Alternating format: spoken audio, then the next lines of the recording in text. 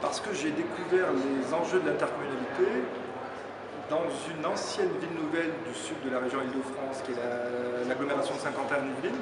Et donc j'ai été modelé aux enjeux de l'interco dans ce territoire très particulier qui a été construit en moins de 30 ans et que j'ai retrouvé ce caractère très particulier à Évry-Centre-Essonnes, qui est aussi une ancienne ville nouvelle du sud de l'Île-de-France, mais avec un mode de développement extrêmement particulier, extrêmement différent. Donc voilà, j'ai retrouvé ce qui me passionne, c'est-à-dire cette accélération formidable de l'histoire, notamment urbaine, des modes sociaux et politiques à Évry, mais avec des enjeux radicalement différents et une problématique beaucoup plus complexe.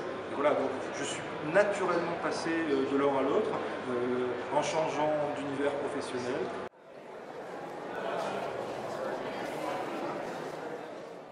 Les spécificités sont multiples.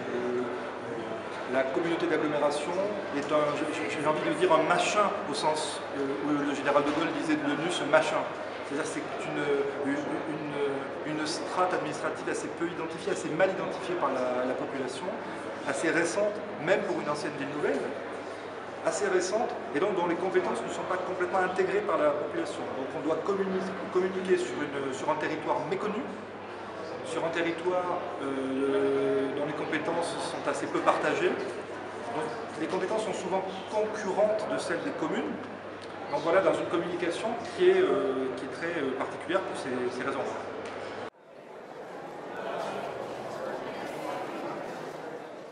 Le stade de rugby, pour moi, est une espèce de deus ex machina qui est arrivé sur ce territoire et qui permet justement, dans la logique de ce qui précède, de dépasser un certain nombre de problématiques intercommunales. C'est-à-dire que c'est un projet formidablement fédérateur qui unit dans une même ambition, dans un même dynamisme, l'ensemble des acteurs de ce territoire-là, qui tout d'un coup ont un destin commun.